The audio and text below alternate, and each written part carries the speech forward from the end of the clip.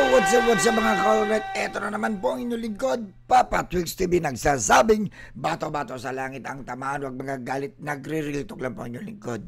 Walang pikunan. Tama! Hashtag Real Talk!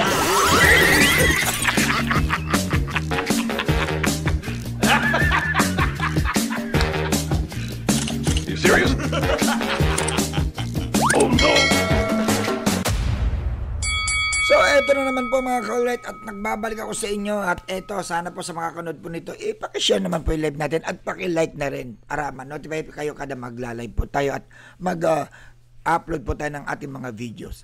Eto mga kalret, pag-usapan natin itong success ng ating mahal na Pangulo PBBM.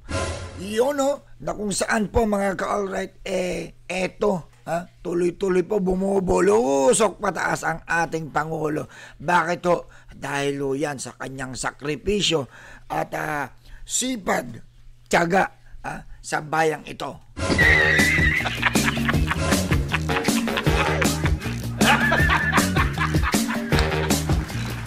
You serious? Oh no! So, ito mga kalret, itong re-reactionan ngayon natin.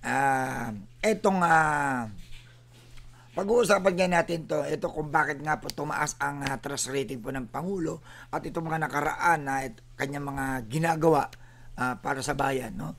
At dito tayo sa good news muna mga kalret, pag-usapan natin itong success ng Pangulo. Yung mga basher, yung mga nagsasalita dyan, ayan nyo sila. Sabi ko nga sa inyo, ano ba ang mas nakakasawa? Yung sa araw-araw na narinig mong pangalipusta, panlalait, pangahamak, na paulit-ulit, o yung laging may mga bagong naririnig at nakikita ng taong bayan na nagagawa ng gobyerno ni PBBM. Diba? Siyempre doon tayo sa mga nakikitang pagbabago, pagsasaayos, pagtulong at pagsuporta sa mga mamamayang Pilipino. Yun, doon po tayo, yun po dapat yung talagang tinatangkilik natin. Yung mga panlalait, pambabatikos, diba? Yung paulit-ulit na lang na paninira nila sa ating Pangulo, paulit-ulit na issue, bangag, adik, magnanakaw, paulit-ulit na lang po yan. Diba? Kumbaga, ganito lang po yan Dahil paulit-ulit na lang yan. Kaysa ngaw-ngaw kayo ng ngaw-ngaw sa social media. Kung totoong ipinaglalaban nyo, daanin nyo sa legal na proseso. Hindi yung puro kayo, dakdak dyan, puro ngaw-ngaw dyan. Wala namang ginagawang aksyon. Puro lang kayo. Pagpapa-press con, diba? Interview dito, interview doon. Diba? Ingay dito, ingay doon. Punta sa ibang bansa. Nanghihingi ng suporta sa mga OFW. Ng OFW, nakakalungkot din dahil may mga OFW na nabibiktima nitong mga propaganda na ginagawa nila. So, mga kababayan ko, eto, alamin natin ang katotohanan sa likod ng mga paninira, pambabatikos nila sa ating mahal na Pangulo. Etong success ng Pangulo, trust rating at mga trabahong ginagawa ng ating Pangulo. Let's get it on!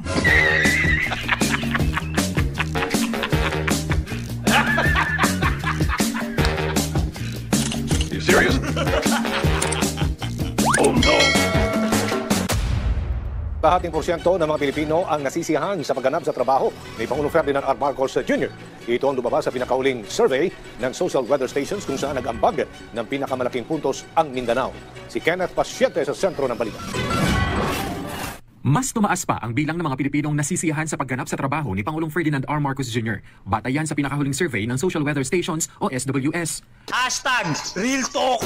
Real talk lang Real talk lang Yung pagtaas ng trust rating niyan, sabi ko nga ako sa inyo, eto po ay, sabihin na natin, kahit sabihin mong 70 to 75% yung basihan, pero still, umaangat. Yun po importante dyan. Umaangat at nakikita na merong magagandang nakikita ang netizen sa ginagawang pong pagsusumikap ng ating Pangulo. Ayon sa survey na isinagawa nitong June 25 hanggang 29, nasa 46% ng mga Pilipino ang nagsabing naging maayos ang pagganap ng Pangulo sa kanyang tungkulin. 36% ang hindi nakontento at 19% naman ang hindi naging tiyak sa kanilang sagot. Nagresulta ito sa net satisfaction score na moderate positive 10. Kung susumahin, tumaas ito ng 20 puntos kumpara sa poor negative 10 na naitala nitong Abril. Nagtala ng Okay. Reaksyonan natin to. Kung napapansin ninyo, konti lang yung inangat. Pero still, bakit? Kasi yan po yung bunga ng pagsusumikap ng ating Pangulo. Hindi natin maiaalis yung mga bashing, hindi natin maaalis yung mga propaganda para pabagsakin, sirain ang pangalan ng Pangulo, ang administrasyon ng Pangulo. At hindi natin may pagkakait na itong malawakang investigasyon ng flood control, may mga kalaban ng Pangulo na pinipilit nilang baliktarin at sinisisi sa ating Pangulo. Tulad na lang po nung ginawa po ni Chavit Singson na kung saan, alam naman natin, kaibigan, isa sa mga sumuporta sa kampanya ni PBBM, okay, na kung saan nagsasalita ngayon at na yung nangyayaring issue ng mga flood control na ngayon na to ay pinupukol po kay PBBM. Sabihin naman natin na kahit hindi man totoo ang kanyang mga sinasabi, pero alam naman natin na yung tiwala, nakakabawas din yan. Nakakabawas din yan. Kahit paano, may epekto rin yan sa taong bayan. Pero ganun pa man, sabi ko nga sa iyo, kahit man sa konti na pagtaas ng trust rating ni PBBM, yung improvement, yung satisfaction ng tao sa ating Pangulo ay tumataas. Yun po yan. taas ng satisfaction ng Pangulo sa lahat ng malalaking rehiyon. Pinakamalaki sa Mindanao na umangat ng 35 puntos. Sinundan ng Balance Luzon, Visayas at Metro Manila. Ngayon, pansin nyo yun, bakit tumataas bandang Mindanao? Dahil po yan sa epekto ng nakikita ng taong bayan yung gawa. Okay? Kasi ganito lang ho yan eh. Ganito lang ho yan. Alam naman po ninyo ang mga infrastructures, itong mga ginagawa ng ating Pangulo, yung mga yan, lalo na sa mga health, 'di ba? Pati sa mga public works, pati sa mga pagbibigay ng tulong pinansyal at sa mga kalusugan ng ating mga kababayan, lalo na dito sa mga natutulungan sa mga kalamidad, okay? Sa mga ayuda, no? Sa mga pangunahing lugar na kung saan Puris of the Poor nasusuportahan, natutulungan nitong mga proyekto ng ating Pangulo tulad ng Kadiwa. So, ipinapakalat na po yan at talagang iniikot po yan ni PBBM sa buong Pilipinas na maikasatuparan itong mga pangunahing ikagagaan at ikakaayos ng mga kababayan natin itong mga proyekto na to, tulad yan yung kanyang tawag dito yung mga proyekto katulad ng yung mga bus sa Davao at sa Cebu na libreng sakay, 'di ba, from 6 AM to hanggang 9 AM, 'di ba, may mga ganun siyang tema. Tapos eto pa pong Kadiwa na sinasabi ko nga sa inyo, nailulunsad na ito sa iba't ibang lugar na kung saan pangunahing nakakapag-avail nito yung mga Puris of the Poor, na kung saan mabibili nila ng mura yung mga halaga ng mga pagkain tulad ng mga bigas tsaka ng mga gulay. Ayan po. Kabilang sa naging aktibidad ng Pangulo sa second quarter ng taon ang working visit sa India na nagresulta sa pagkakaroon ng 18 business agreements para sa bansa. 18 business agreement. Hindi nagets nyo yun? 18. So sa 18 na yan, sa tingin nyo po ba walang epekto yan sa bayan natin? Pag yan nagtuloy-tuloy at etong 18 na to, ilang Pilipino na naman ang matutulungan nito? Malaki yung epekto niyan. Okay, malaki yung epekto niyan. At napakagandang balita yan. Dahil yung trust rating din ng Pangulo sa mga world leaders, nakikita nila na masipag ang ating Pangulo at magaling napansin niyo po ba, sa bawat po pakikipagkalakalan ng ating Pangulo sa iba't ibang bansa, no? Napupuri at talagang nakikita niyo naman po ang Pangulo pagkaharap na niya. Etong mga world leaders na to, yung ngiti iba. Yung bang ngiti na eto pala ang magaling na Pangulo ng Pilipinas. Na kabaliktaran sa sinasabi nila. Hindi katulad yung nakaraan na pag pumunta doon, parang lagi nakasimangot. Akala mo laging may away. Akala mo laging may gera. Piling pogi. Piling pet malu. Oh, Diyos mio mo naman. Oh, yung pala puro salita lang, walang gawa. Ayun na naman, masasaktan na naman itong mga dutain na ito eh. Diba? Kasi ibaw talaga pag matalino, masipag, at higit sa lahat, magaling makisalamuha. Palakaibigan.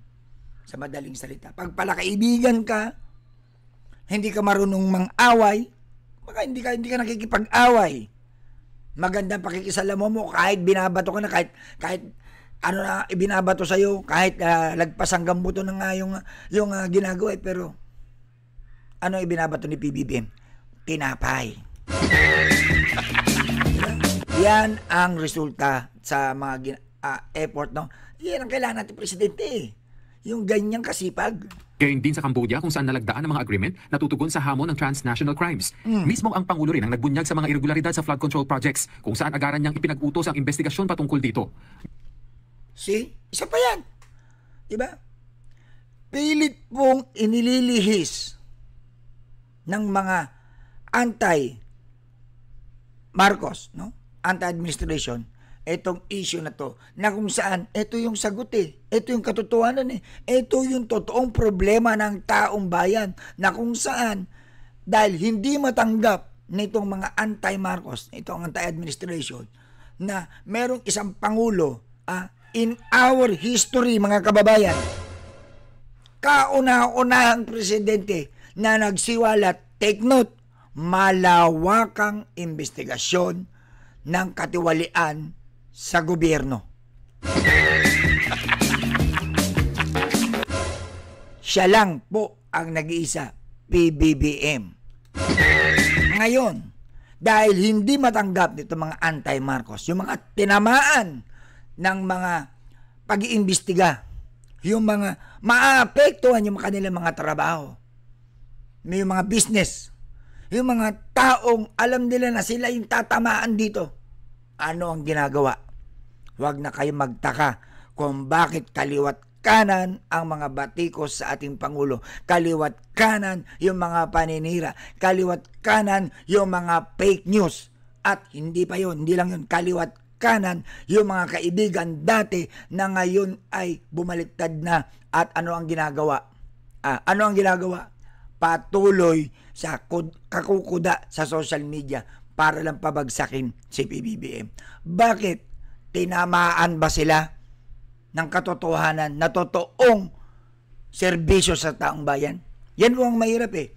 Pag totoong serbisyo para sa bayan, pag tinamaan ang kanilang mga negosyo, pag tinamaan yung kanilang ego, ayan ang nangyayari.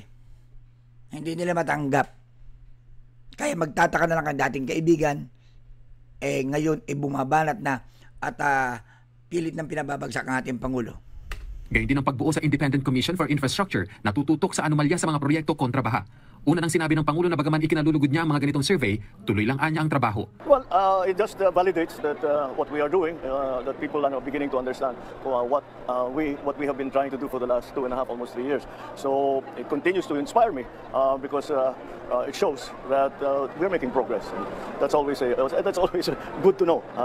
Kung minsan hindi mo na malaman kung nararamdaman ng tao yung inyong ginagawa, at mabuti naman na nakikita ng taong bayan kung ano yung ginagawa natin at paano makakatulong ito sa pampaganda sa kanilang mga buhay. Isinagawa ang non-commission survey sa may 1,200 respondents at may margin of error na plus 3% sa national level. Kenneth, pasyente.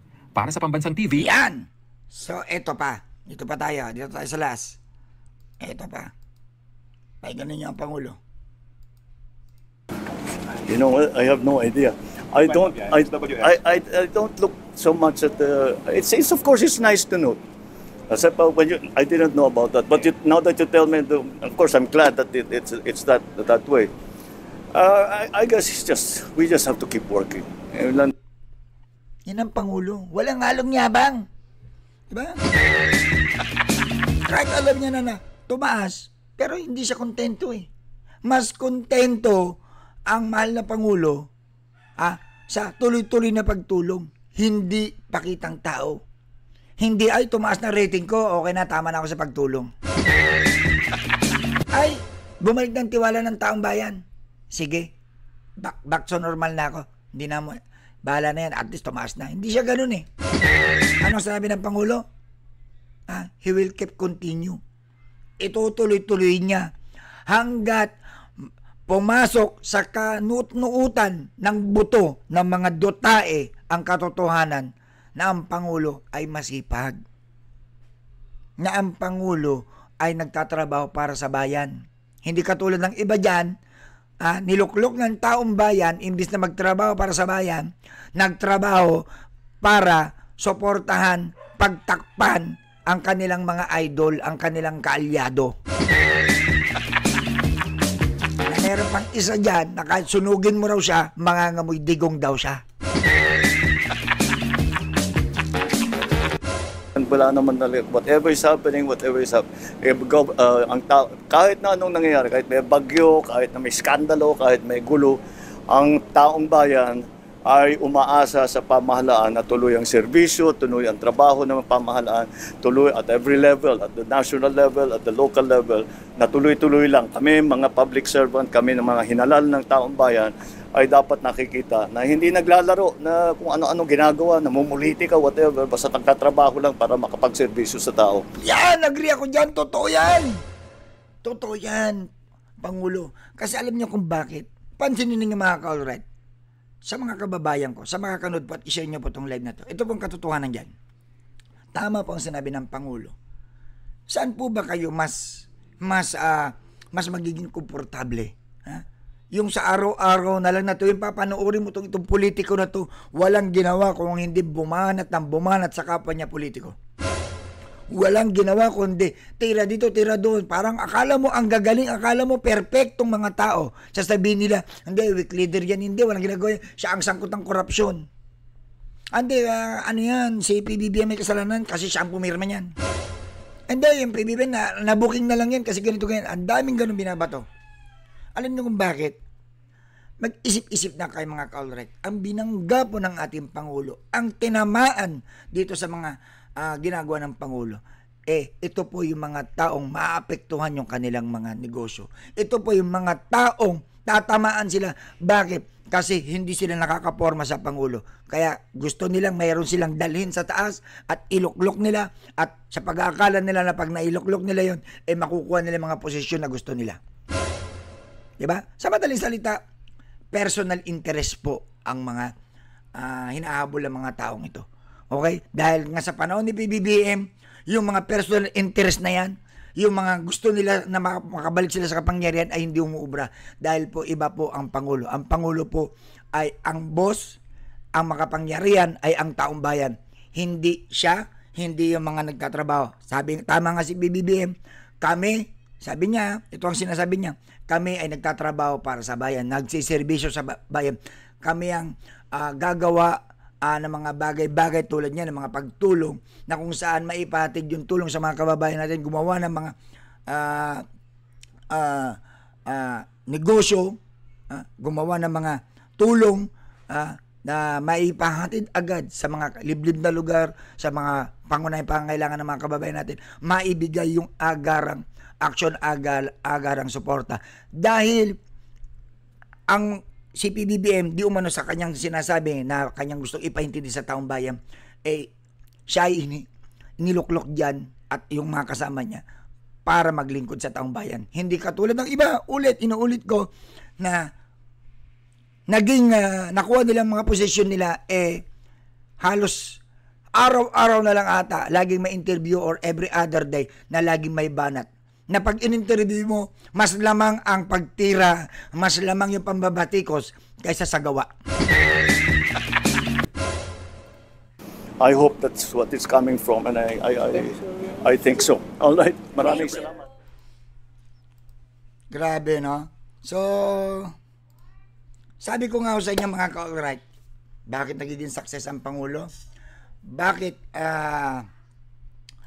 ganun na lamang, no, mga ka-alright, na yung suporta ng taong bayan biglang tumaas ang rating po ng ating Pangulo.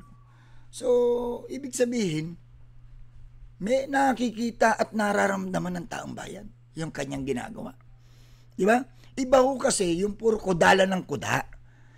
Iba kasi yung magsasabi ka na hindi, walang ginagawa. Walang ginagawa yan, weak leader yun eh.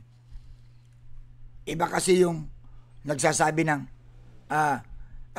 yan, wala yan. Ano yan, propaganda lang yan eh. Di ba? Kami, pinupolitika lang kami.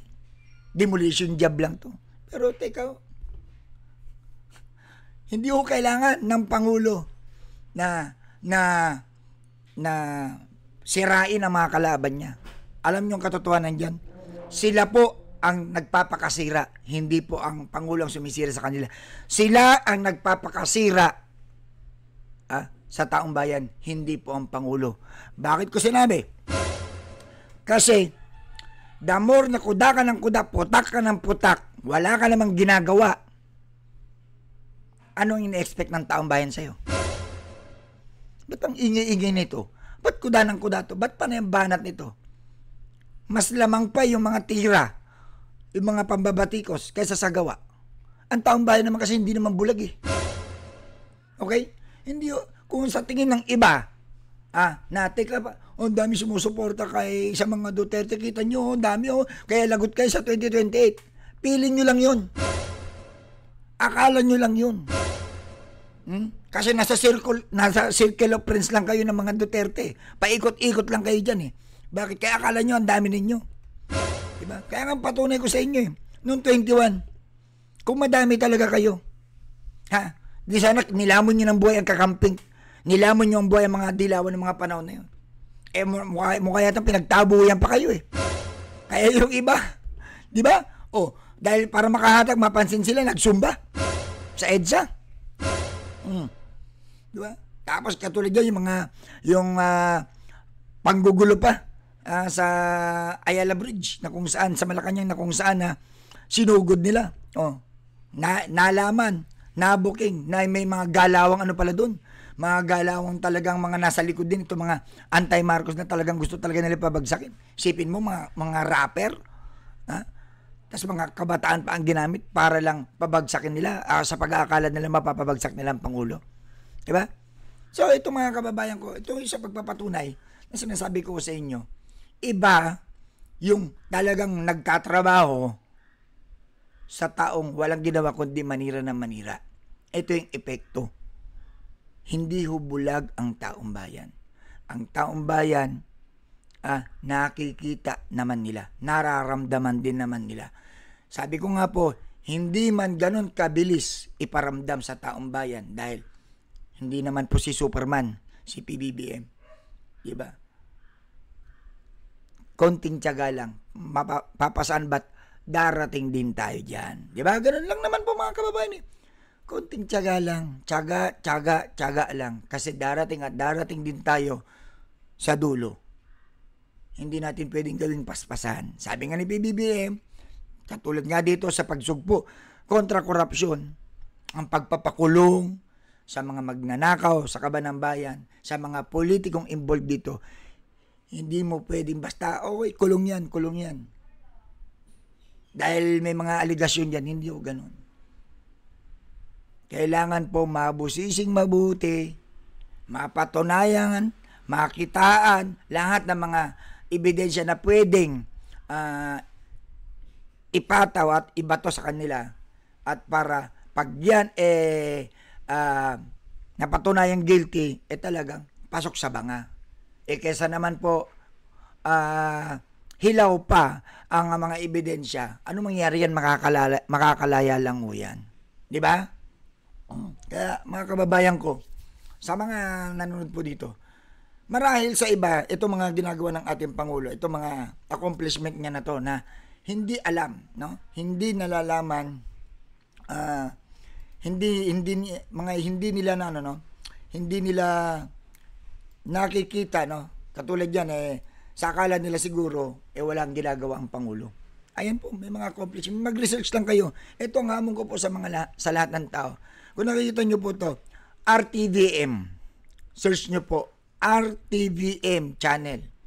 Ito po ang channel na kung saan mapapanood po ninyo update, live stream at mga uploaded videos ng mga aktibidad po ng administrasyon. Lahat po yan nandyan. Kaya wag ho kayong papabulag sa mga gustong sirain, pabagsakin ang ating gobyerno. RTVM channel, punta ka doon, RTVM. Pag pindot nyo po dyan, makikita nyo lahat po ng aktibidad ng Pangulo. Kasi yung channel po na yan ay Malacanang channel po yan. Na kung saan, araw-araw, minu-minuto, oras-oras, nag-update po yan sa mga ginagawa po ng administrasyon. Kaya kung sasabihin nila walang ginagawa, kaysa paniwalaan nyo yung nagsalita, yung ngaw-ngaw ng ngaw-ngaw, mag-self-observe po kayo. Kayo na mismo ang gumawa ng paraan, obserbahan ninyo. Kayo ang kung napanood nyo po itong channel ko, subukan nyo po tignan yung sinasabi ko sa inyo, RTVM channel. Okay? Ninyo, puntahan ninyo. Hindi nyo lang, kung hindi ka naniniwala sa akin, baka ganyan naman yung iba na basta pag ayaw nila yung content creator, ini sila, wala silang tiwala, dahil content creator lang yun. Sino ba, ano ba yan? Abogado ba yan? Ganun yung mga iba mga basir. Abogado ka ba? Politiko ka ba? Ikaw ba yung kaibigan mo ba? Kapatid mo ba? Ama mo ba? Diba? Tagapagmana ka ba? Ganun yung mga banat na mga bayaran ka. Diba? Pero ganito na lang. Para mismong kayo makawitness sa katotohanan sa mga sinasabi ko na ang Pangulo ay masipag at talagang nagtatrabaho para sa bayan. Na halos magugulat ka na lang minsan sa loob ng 2 araw. Ng isang araw, 2 beses na umaalis yan umaga. Pati hapon nagugulat ka na sa inauguration sa umaga. Pagdating hapon bumibisita sa mga nasalanta, sa mga apektado. So ganyan po ang ating Pangulo. Kung hindi man doon, may mga proyekto pinupuntahan niyan. Ganun kasi pag ang ating Pangulo. Tulad doon yan. Huwag ko kayo magbulag-bulagan. Ibukas nyo ang inyong mata. Lawakan ninyo ang pangunawa ninyo. Masipag po ang Pangulo. Yan po ang mamimiss ng taong bayan. Na merong isang Pangulo, unang-una, hindi pumapatol sa mga panlalait, pambabatikos, personal man yan, na kahit, sabi ko nga sa inyo, idamay pa ang kanyang pamilya, nalait ang kanyang asawa, mga anak, pati ang kanyang yumaong ama, kagalang-galang na Ferdinand E. Marcos na binastos pa ang kanyang libingan. Di ba? Kung naalala nyo, binidyoan pa yun, may nagpunta pa doon, na binablog pa yung punto, di ba? Grabe na po. Grabe yung ginawa nilang pagpapahirap sa Pangulo. Sa totoosin ng Pangulo, hindi nyo po nakitaan ng kainaan. Bagkus, tuloy-tuloy lang siya sa kanyang ginagawa. Ito po yung mga nakikita nyo. Tuloy-tuloy lang siya na naglilingkod sa taong bayan. Yan po ang mahalaga na hindi ka magpa-apekto sa ginagawa ng mga kalaban mo. Imagine nyo po, kung ibang presidente yan, yung ginagawa sa kanya, personal na attack sa kanya, pagbabanta pa sa buhay niya at sa mga pamilya niya, lalo na sa asawa niya. Baka dyan na lang nag-focus sa awayan. Sila, ganun away-away na lang, katulad ng dating administrasyon. Panahon ni Leni, di ba? Panahon ni di ba? Nag-focus, hindi matantан. Panay ang banat nito ni Digong. Di ba? Kung imagine nyo po kung ganun si PBBM, ano pang mariresolba niyan? Diba? Pero iba po ang ating Pangulo. Ang Pangulo, wala siyang pakialam. Kahit nga kita nyo po yung ginagawa po ngayon ng Kiko Barsaga ngayon. Diba? Na ipapa-impeach daw si PBBM. Anong sagot na yung Pangulo? Ngiti na lang, tinawanan niya na lang.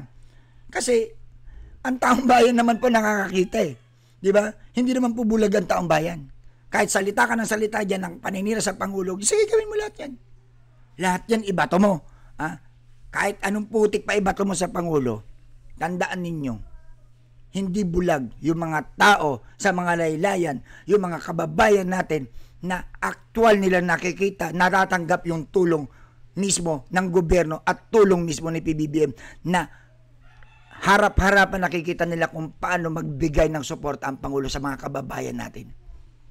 Diba? Kung nakikita nyo mga AITA sa Pangasinan, mga magsasaka nakatanggap ng lupa, yung mga AITA nakatanggap ng kalabaw, yung mga kababayan natin, yung mga OFW, lalo na itong ngayon, yung magaling na natin ngayon, na administrator sa OWA, si PY, na akala ninyo walang tulong, malaking suporta sa mga OFW, ang dami.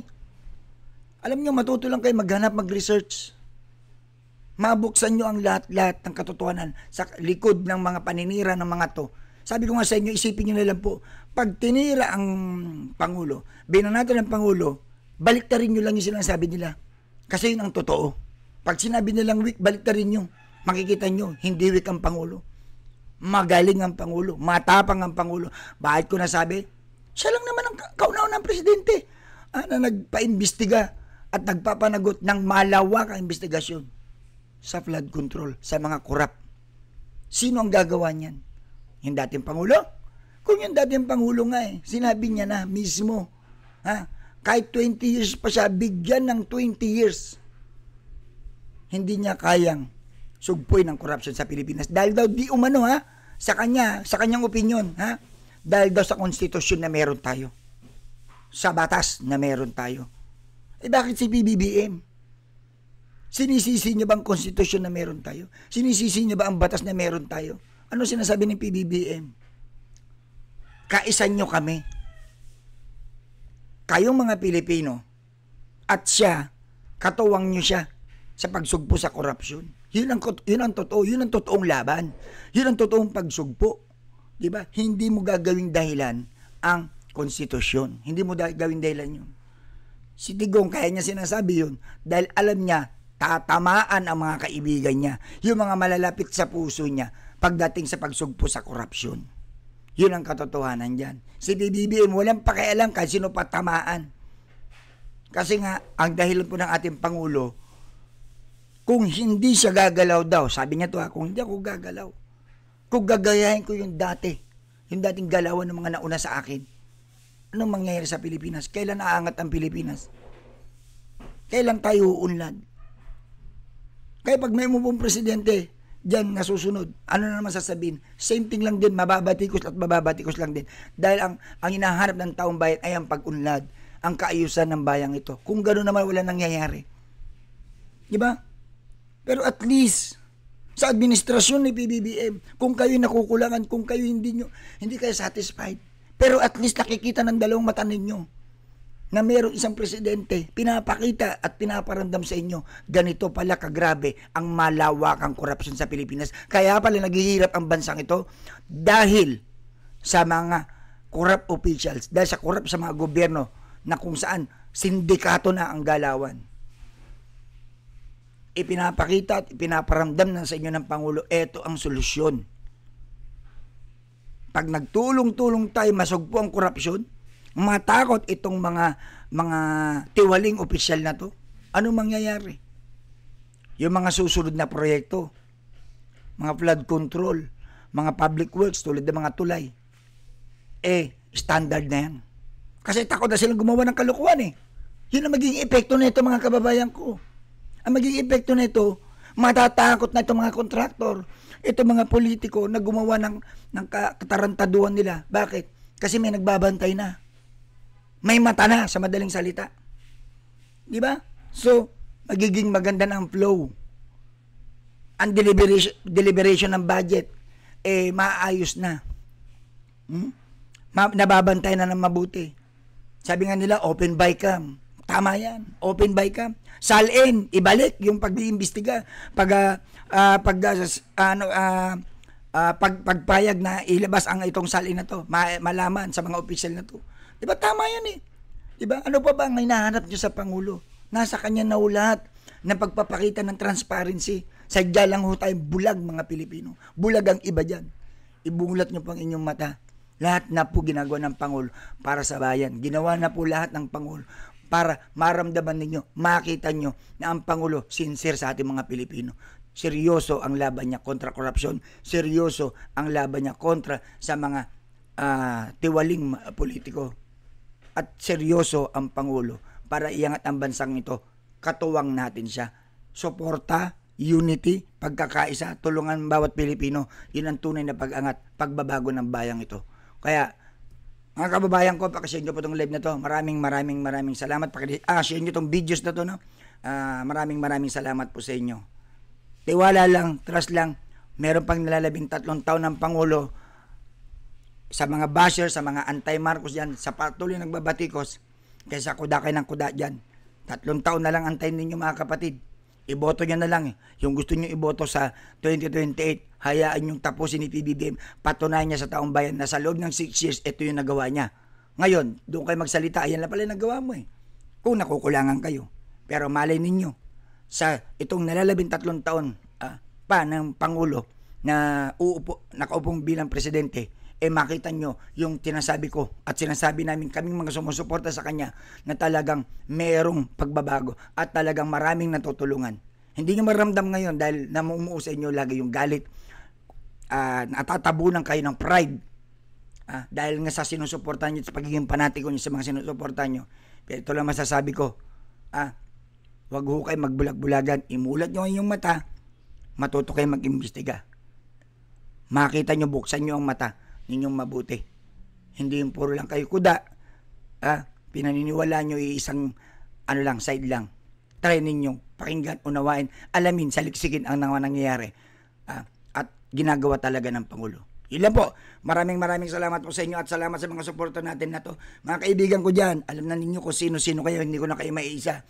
Please share nyo po itong videos na to at para at least ma-notify ang mga kaibigan natin, makapag-subscribe sila at para makapagbigay tayo ng mga ganitong impormasyon, magagandang accomplishment ng mga nagagawa ng Pangulo na ipapaliwanag natin at na ipapaintindi natin sa mga kababayan natin. Maraming salamat po sa inyo at siyempre God bless sa lahat po ng mga sumusuporta po sa ating Pangulo at yung sumusuporta sa live ko, sa mga ganitong videos ko. Maraming salamat po sa inyo. Comment below po mga ka-alright kung ano pong gusto nyo topic ang itopic natin sa mga ginagawa ng Pangulo. Kung anong gusto nyo marinig, kung anong gusto nyo ipaliwanag ko sa inyo, comment lang po kayo sa videos na to. Comment po kayo kung ano yung gusto nyo ipaliwanag ko ng mga videos, mga ginagawa ng ating Pangulo. Kung iba gusto nyo ipalabas natin dito sa videos ko na to, kung ano yung mga susunod na topic natin na trip ninyong reactionan ko. Okay? Maraming salamat po sa inyo. God bless us all. Bye-bye!